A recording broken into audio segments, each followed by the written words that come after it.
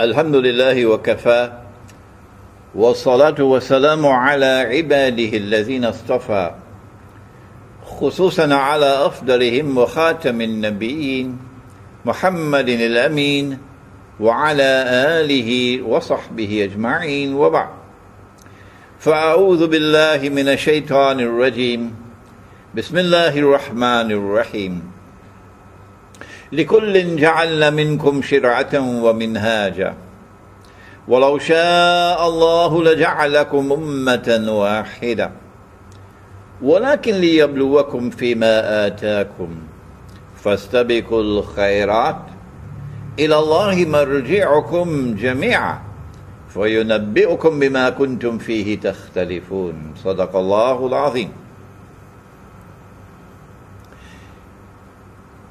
We welcome you today, brothers and sisters, from Masjid Al-Ghufran in the Tamantun Dr. Ismail district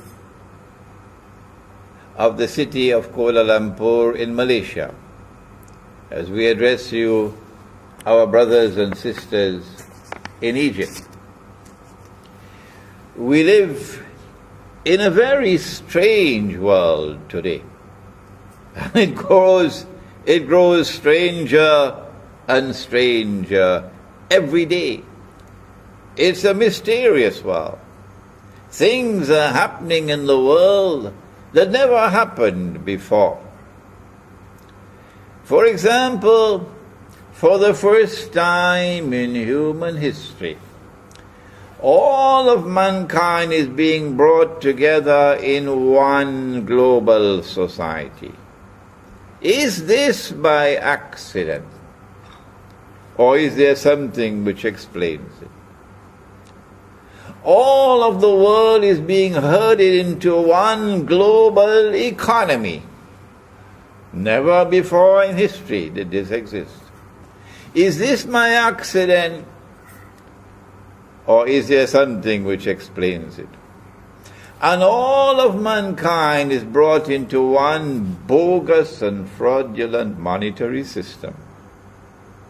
And tomorrow, all the currencies will be gone. And tomorrow there'll be one global currency.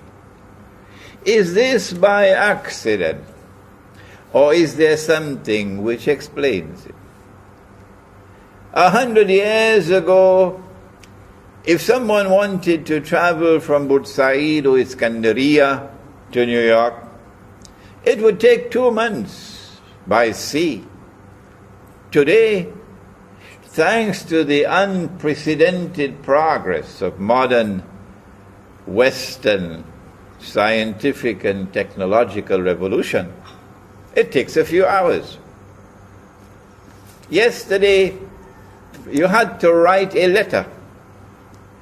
If you were in New York and you wanted to communicate to someone in India, and it would take a few months for the letter to reach. Today, thanks to unprecedented progress in telecommunications, you just pick up the phone and you dial and you're speaking directly with India. Yes, indeed. It is a world of unprecedented scientific and technological progress. Yes, indeed. This progress has come from modern Western civilization.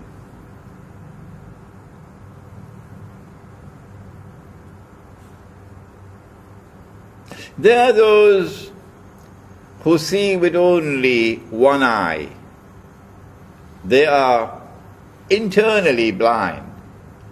For them, knowledge comes only from external observation and scientific experimentation, and from the New York Times and the Washington Post and television and radio and daily newspapers. And they are people who swallow this falsehood, that this modern unprecedented progress which comes from modern Western civilization, validates the claim of the West to be the ultimate civilization of mankind, that there is no more to come after this. This is the end of history. That all previous civilizations, including Islamic civilization, are now obsolete, are now moribund, and they belong to the museums of history.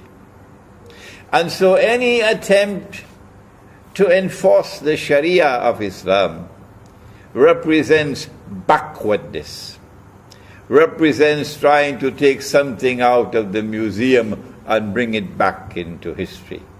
And so they oppose it. These are the one-eyed people. But there are others who don't see with one eye.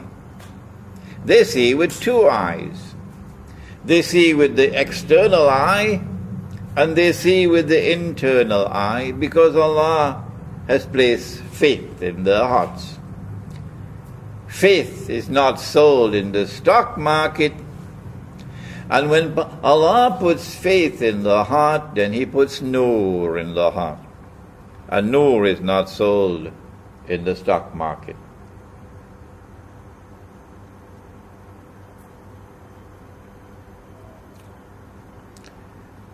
When these people look at the world today, they don't see a world of unprecedented progress. On the contrary, they see the worst of all worlds. It's never been worse than this. Because they can penetrate beyond the external facade of scientific and technological progress.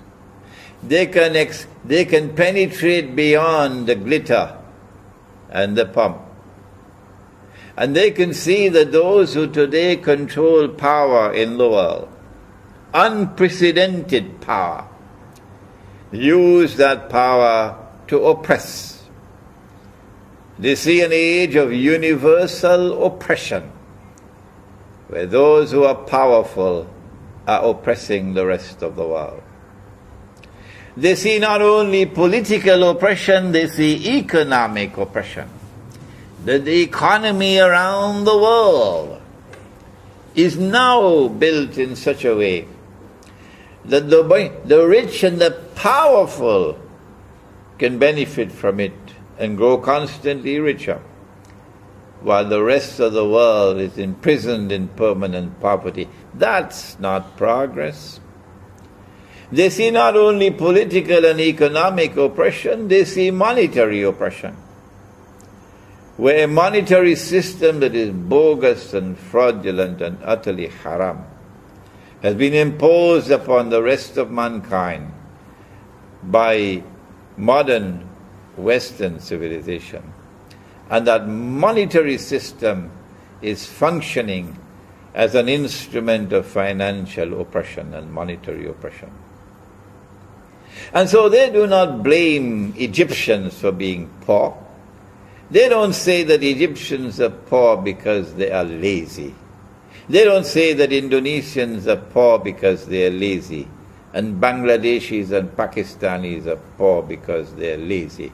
They say, no, there is more to this. That poverty in the world today, universal poverty and destitution in the world today, has not come by accident, but by design. And if you want to understand the cause, you must go to riba, because the Quran explains it.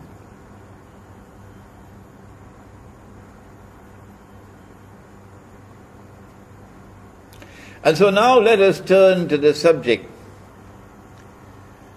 of this strange age, before we turn to the Sharia and to Egypt's predicament and dangerous predicament at this moment. Who are those who control power in the world?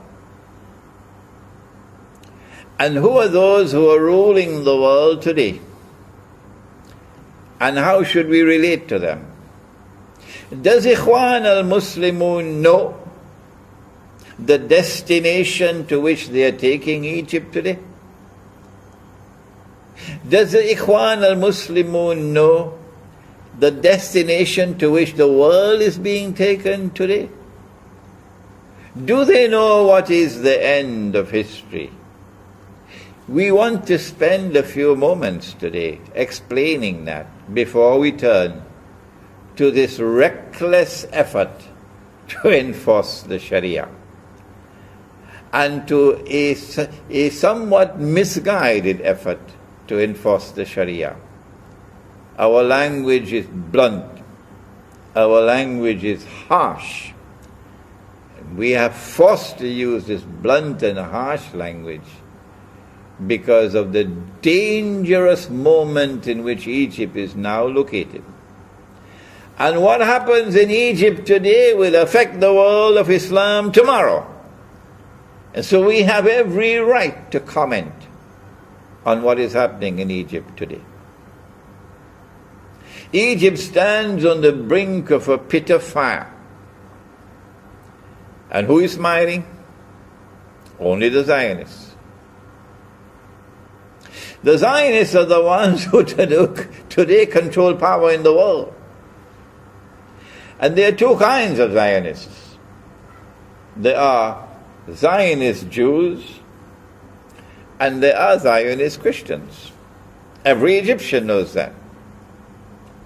And a strange and mysterious alliance has taken place between Zionist Jews and Zionist Christians.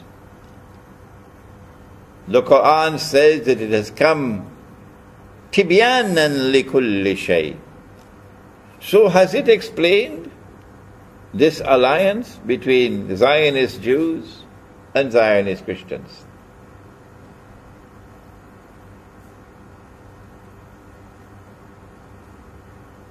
The alliance of Zionist Jews and Zionist Christians made its appearance, first of all,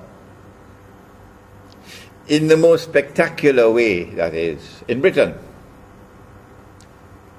When Britain emerged as a ruling state in the world, and Pax Britannica appeared on the stage of history, and the sterling pound emerged as a universal currency. Did that happen by accident? The Zionist Jewish and Zionist Christian alliance then manifested itself again spectacularly for the second time with the emergence of the United States of America as the second ruling state in the world, replacing Britain, and Pax Americana replacing Pax Britannica, and the US dollar replacing the sterling pound. Did this happen by accident? Or does the Quran explain? And now we are living at that moment in history, stranger than anything else that history has ever witnessed,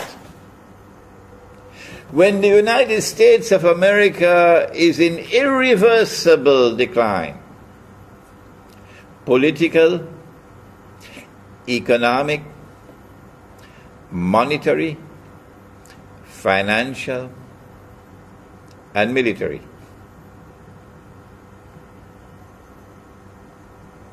And the US dollar is heading for a meltdown.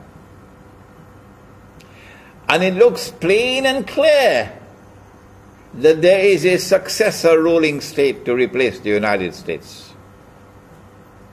as a third ruling state in the world. And once again it will be a Jewish Christian and a Zionist Christian and Zionist Jewish alliance, which will spectacularly deliver to the world that third ruling state. And a new monetary system to replace the US petrodollar monetary system. We are living at that moment in history of transition. Does Ikhwan al-Muslimun have any knowledge of this? Has Ikhwan al-Muslimun done any research on this? To look in the Quran and look in the hadith of the Prophet sallallahu ta'ala alayhi wasallam for answers. In order to understand the destination to which Ikhwan is taking Egypt, and by implication taking the world of Islam, we need to answer these questions.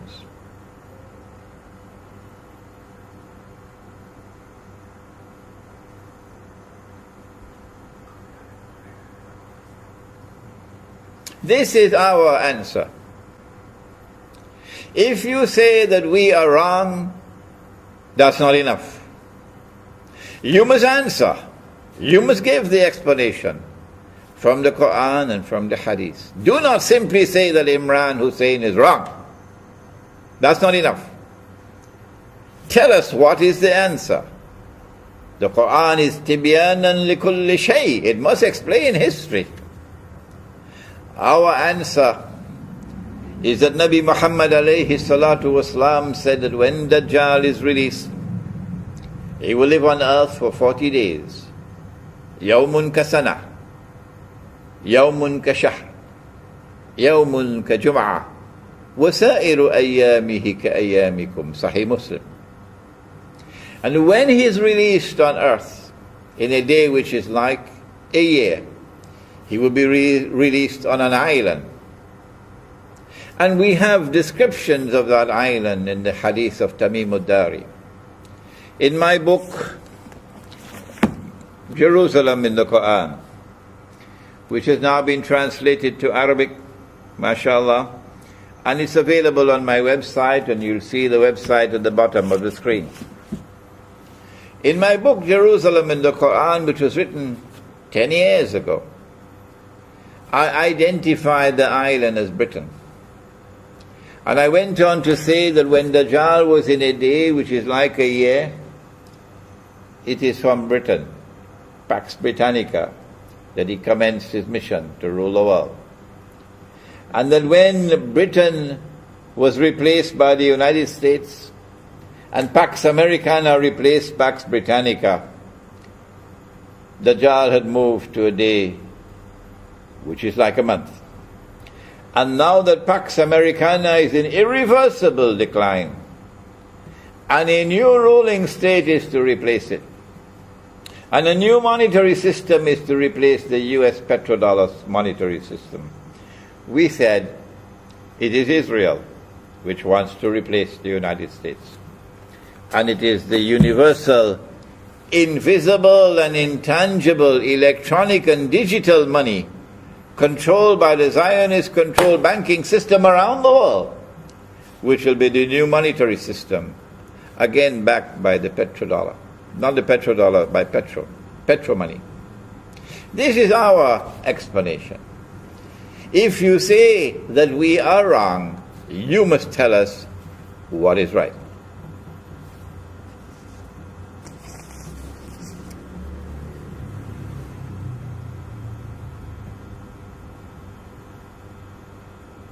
The Quran has directed attention to that Zionist Christian and Zionist Jew alliance.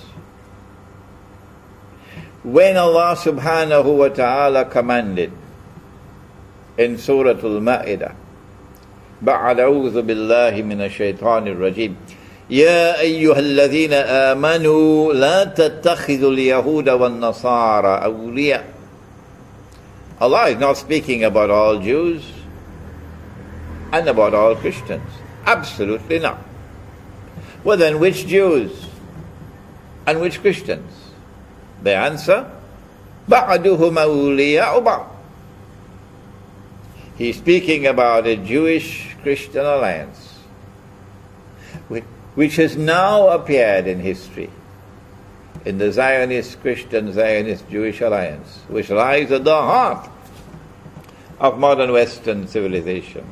In fact, it has hijacked modern Western civilization. What is the price that we would pay if we turn to Washington as our Qibla and hold the view that the Sharia belongs to the museums of history?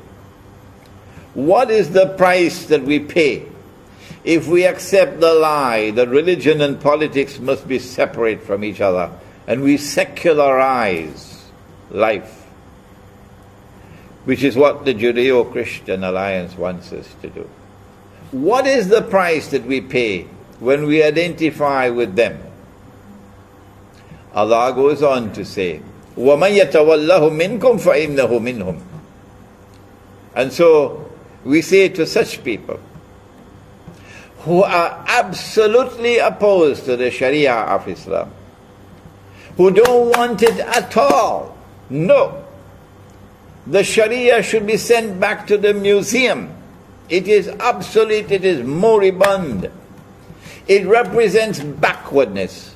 We say to such people, we need to charter a few jumbo jets and send you on a one-way trip to Washington, because that's where you belong. وَمَنْ يَتَوَلَّهُ مِنْكُمْ فَإِنَّهُ مِنْهُمْ إِنَّ اللَّهَ لَا يَهْدِي الْقَوْمَ الظَّالِمِينَ. Allah does not provide guidance for a people who are wicked, and that's what they are. They corrupt every single thing that they touch. And they also present us with unprecedented fitna to test us. From modern Western civilization has come two things. And you are familiar with these words. The first word is fitna, and the second is fasad. There is fasad today in the political system. It's corrupted beyond recognition. It is collapsing all around the world. There is fasad in the economy. It is corrupted. It smells stink. There is fasad in the monetary system. There is fasad in the banking system. There is fasad in agriculture and the production of food. There is fasad in the educational system. There is fasad in the male-female relationship. There is fasad in the feminist revolution. Don't be annoyed with me for saying that. There is universal fasad in the world today. And I ask, is this happening by accident? Or is there an explanation?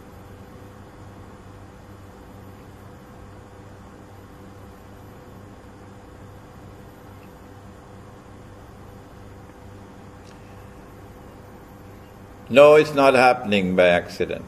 Not at all. The Quran has come as tibyanan likulli shay.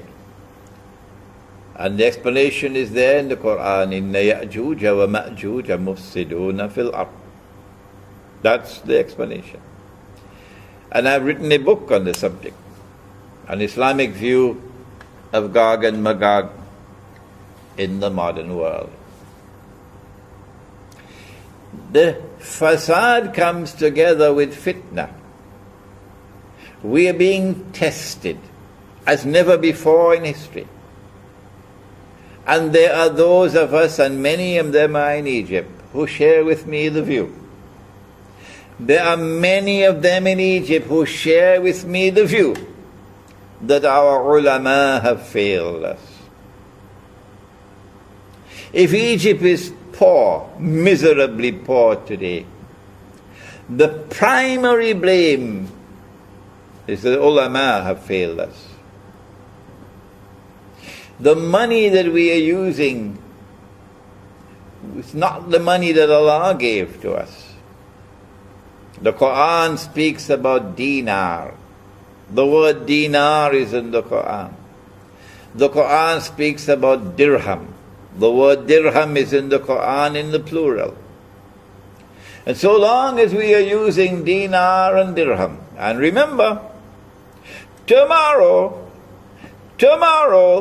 Israel is going to be using dinar and dirham. Tomorrow. Just remember that. When Israel uses dinar and dirham, then the ulama of Islam will wake up. Is that Islam? It's coming. My guess is probably only about 20 years away from now, before Israel starts using dinar and dirham. Because every Jew knows that the money we are now using is bogus, it's fraudulent, it's haram. Every Jew knows that. The only people who don't know that are the ulama of Islam. And so if there are those in Egypt, like myself, who are worried about the enforcement of the Sharia at a time when the ulama of Islam have failed us, don't blame them. Don't blame them. How should the Sharia be enforced? Is there such a thing as a constitutional sunnah? Give us a moment to spend some time on this subject. Yes, there is a constitutional sunnah. And the constitutional sunnah is linked with the enforcement of the Sharia. Allah subhanahu wa ta'ala did not create us all as one people. No. وَلَوْ شَاءَ اللَّهُ لَجَعَلَكُمْ أُمَّةً وَاحِدَةً. If Allah had so wished, He could have created us as one people. No. Rather, He created us with multiplicity, with diversity. إِنَّا خَلَقْنَاكُم مِّن ذَكَرٍ وَأُنثَى وَجَعَلْنَاكُمْ شُعُوبًا وَقَبَائِلَ لِتَعَارَفُوا إِلَى آخِرِ الْآيَةِ. And so mankind was created with multiplicity. And that multiplicity was also the cause of different laws being sent down. لِكُلٍّ جَعَلْنَا مِنْكُمْ شِرْعَةً وَمِنْهَاجًا. So different laws were sent to different people. But the last one was sent to Muhammad sallallahu ta'ala alayhi wa sallam, the Sharia. Is the Sharia to be enforced upon all of mankind? Absolutely not. Absolutely not.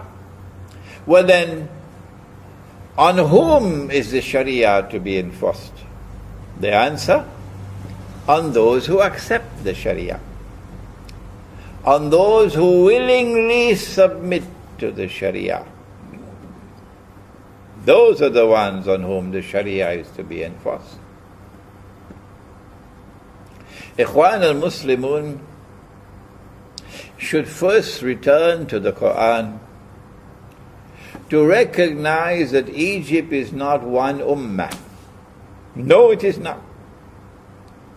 At the very first page of the book of Egypt are the Jews, the Christians. And these Christians in Egypt, according to Nabi Muhammad alayhi salatu wasalam, are our kith and kin. For Ummul Mu'minun, the mother of the believers, came from them. From their midst is one of the mothers of the believers. And so be kind to them, said Nabi Muhammad alayhi salatu wasalam. So you are not one ummah in Egypt. What is the function of a constitution? When we turn to the constitutional sunnah, we get the answer. A constitution is needed when you have different people who want to come to live together. Then you need a constitution. If you have only one homogeneous people who have a law of their own, you do not need a constitution. Their law is sufficient for them. It is when you have different people who want to live together as an ummah, a community, only then do you need a constitution. Forget what comes from Oxford and Cambridge and Sorbonne. Listen to the Sunnah.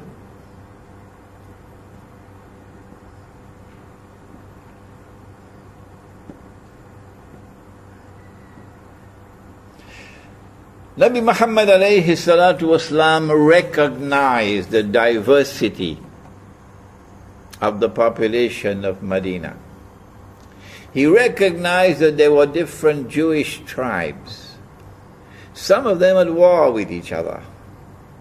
There were different pagan Arab tribes.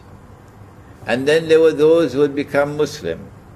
And then there were the Muhajirun from Mecca. And when he arrived in Medina, guess what he did? Nabi Muhammad alayhi salatu wasalam spent about 7 months in patient negotiation. Not in a constitutional conference on the stage of history with debates going on in public. That's not wise. No. He entered into private discussions with each of the different tribes, each of the different groups, and negotiated a consensus. You cannot have a constitution without consensus. Ikhwan, constitutions are not established with referendums. You do not establish a constitution with an election. What nonsense. In order for a constitution to be established, you must have consensus. The Christians walked out of the constitution discussions in Egypt, and you still went ahead with it?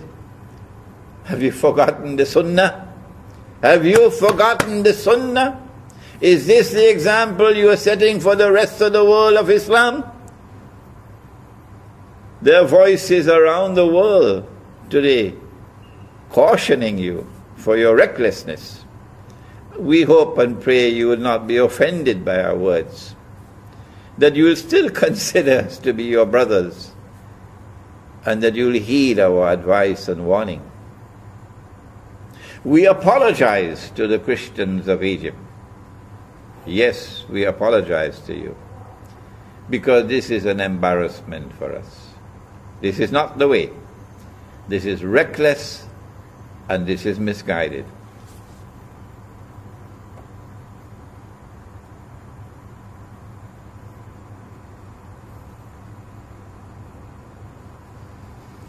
It was after 7 months of patient negotiations that Nabi Muhammad alayhi salatu wasalam finally succeeded in forging a consensus of that on which there was agreement, minimum agreement, amongst all the units of the state, people who constituted a polity who wanted to live together. And thus came the first written constitution in the world, the Mithaq of Medina. Is it that you have forgotten that Mithaq? How it was established? Had I been Egyptian, I would never vote in the referendum. Never. And I urge all those in Egypt who are in agreement with my views, no, we will never vote in any referendum for Sharia, because that's a departure from the wise and enlightened Sunnah of Muhammad sallallahu ta'ala alayhi wa sallam. Rather, you have to engage in patient negotiations with wisdom, something in short supply today, isn't it? With wisdom, to try to bring about a consensus, and that consensus will give you your constitution. The Zionists will never want you to succeed in that effort. One more statement on Sharia. I said that I am also one of those, like many in Egypt,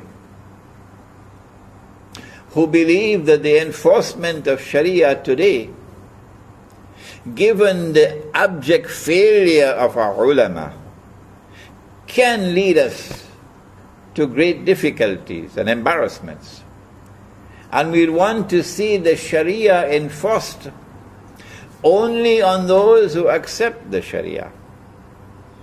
And that the enforcement of the sheer Sharia should lead to the emergence of an enlightened ulama who will be able to respond to the fitna, the unprecedented fitna of this age, with enlightened legal thinking, something in short supply amongst those who say that bank interest is not riba.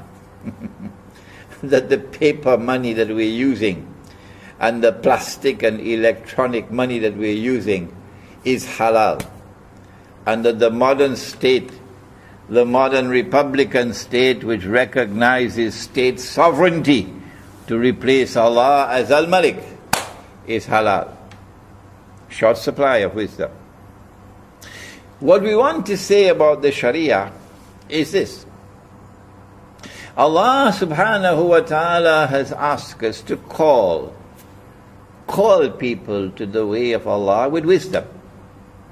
Ud'u ila sabili rabbika bil hikmah wal maw'izati al hasana.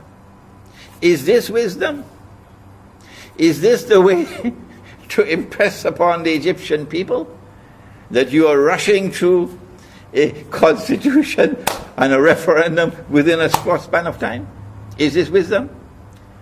No, it's not.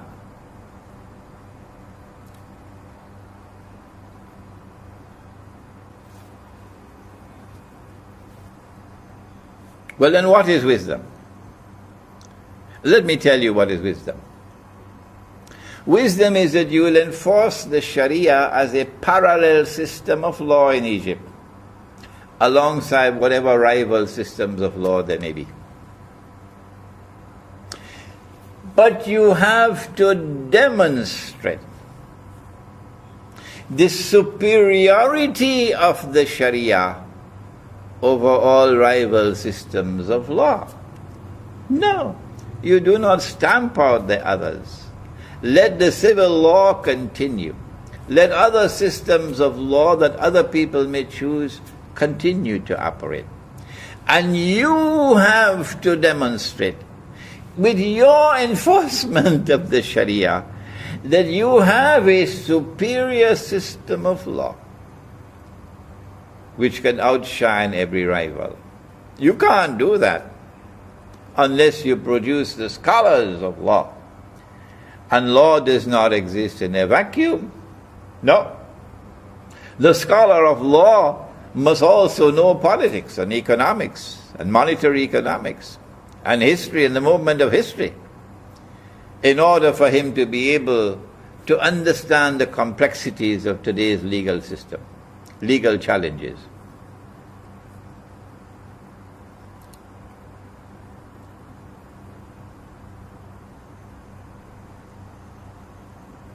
And so my word of advice is that instead of enforcing the Sharia upon a people who do not want it or who are worried about how it will be applied, do it a different way. Attract them to the Sharia by operating the Sharia in such a way that it will display its evident superiority over all rivals. One last word, Ikhwan. One last word. What direction, what destination are you taking Egypt to? And what destination is the world heading to? We said that Israel is about to replace the United States as the next ruling state in the world. That's not by accident.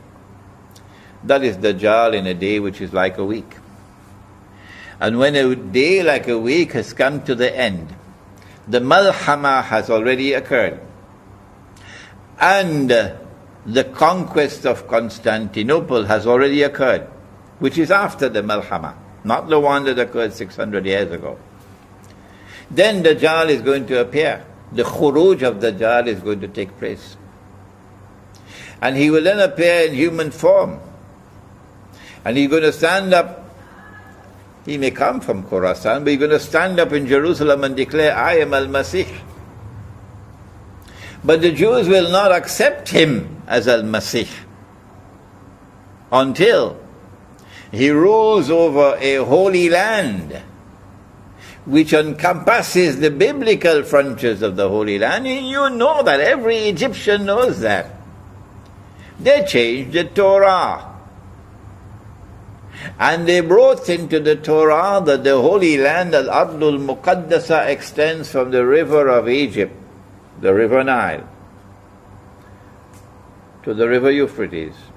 Why did they do that? Because Nabi Yusuf alayhi salam came to Egypt.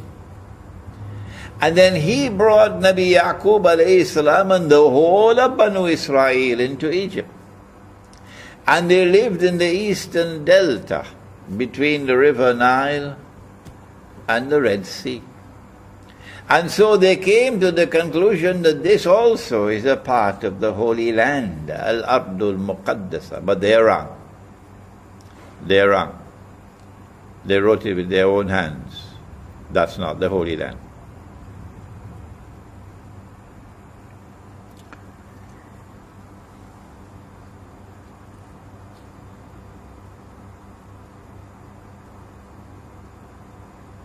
And so, you don't need a PhD to understand. Of course, those who have the Qibla in Washington will never accept what I say. You don't need a PhD to understand that the Arab Spring was meant to prepare the way for the Arab slaughter. That they are preparing great wars against the Arabs. Because in order for Israel to become the ruling state in the world, Israel has to impose a political and economic dominion over the Arabs. Number two, Israel cannot impose a political and economic dominion over the Arabs unless and until Israel wages great wars. And these are not only military wars, these are also biological wars. And succeeds in substantially reducing the population of the Arab world.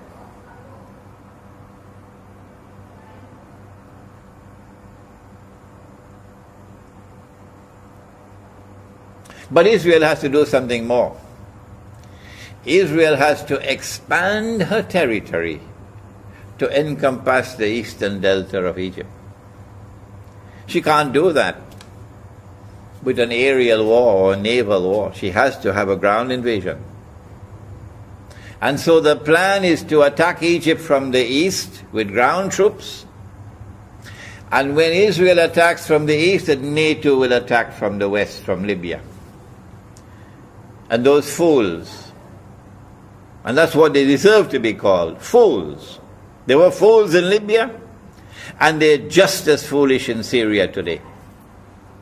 Those fools who made an alliance with NATO, NATO being the military arm of the Zionist Judeo-Christian alliance. Those fools who made an alliance with NATO to overthrow the Libyan government have now given to NATO opportunity to be present in Libya. And so NATO will attack from the west and Israel from the east. And there will be a naval blockade from the north. And you have southern Sudan also, which is an ally of Israel today, from the south. And so they'll attack Egypt from east, west, north and south, from above and even from below, because they now have the power to make earthquakes. That war on Egypt is coming. And they need a justification for war. They need a casus bellum for war. They don't want to attack Egypt and appear to be aggressors. So what do? What do they do to prepare the way for war on Egypt? Is Ikhwan aware of this?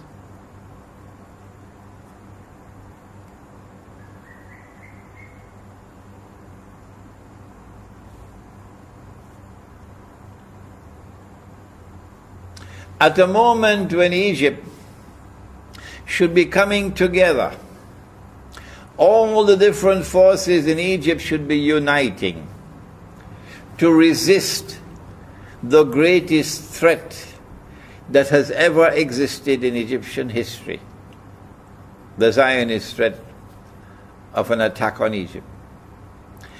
At this moment when we should be uniting our people, Ikhwan's government in Egypt has succeeded, and succeeded dramatically in dividing the people as they were never divided before. Is that wisdom? Is that the destination that you take in Egypt to? Who is smiling today with what is happening in Egypt? The answer, the Zionists are smiling. That's the answer. They want to be able to set up Egypt for the attack on Egypt. That they'll make it possible through the Arab Spring for a so-called Islamic government to come into Egypt. And then they'll help that Islamic government to take control of the military. And then they'll help that Islamic government to take control of the judiciary. So that the Islamic government is in total control of Egypt. And when the Islamic government is in total control of Egypt, and the Sharia is enforced on Egypt, and civil war comes to Egypt, they'll smile. And then they will exploit the weakness of the ulama to make the Sharia look stupid, to make the Sharia look foolish, to make the Sharia look savage and backward. And there are many ways that they can do that because of the failure of the ulama today. And then they will be able to show to the world, this is what Islam is doing in Egypt. And these people are bloodthirsty people, and they only want to cut the throat of Israel in order to be able to attack Egypt and yet not be blamed for committing aggression.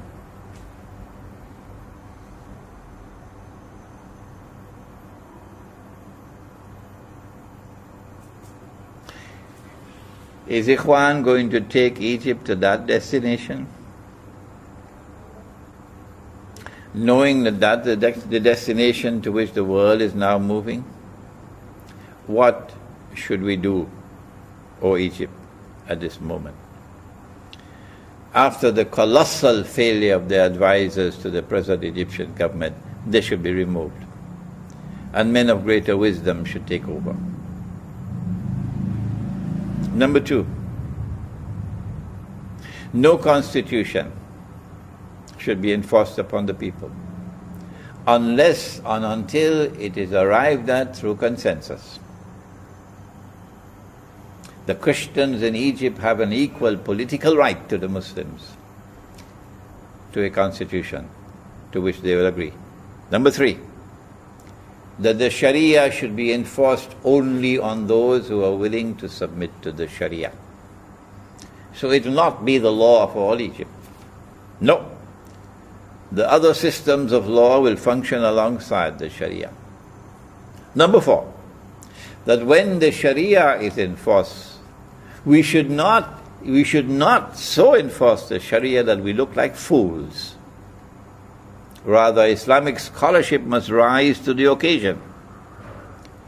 Islamic scholarship must rise to the occasion to operate the Sharia in such a way that it demonstrates its evident superiority over all rival systems of law. That's not easy. That is not easy. That requires the best Islamic scholarship in the world today. And also it requires that Islamic scholarship must expand its vision beyond law to encompass all other subjects that are relevant, including the one in which I specialize, ilmu akhirul zaman. I pray that these words of mine may not offend, may not hurt, I pray that these words of mine may be accepted in the spirit in which I am given them. Yes, I have used harsh language to condemn reckless and misguided behavior, because the moment is now too dangerous. I pray that Egypt may step back from this pit of fire on which it now stands. That reason may prevail, good sense may prevail, and that the constitution may be established on the basis of consensus, and that the Sharia be enforced only on those who are willing to submit to the Sharia. Thank you. Wassalamu alaikum wa rahmatullahi wa barakatuh.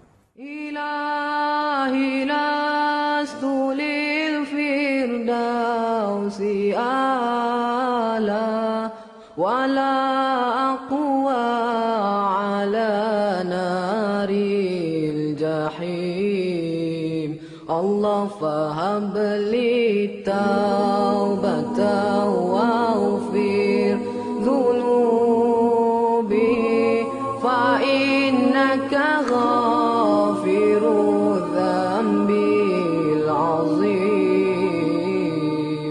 إلهي لست للفردوس أعلى ولا أقوى على نار الجحيم الله فهب لي توبة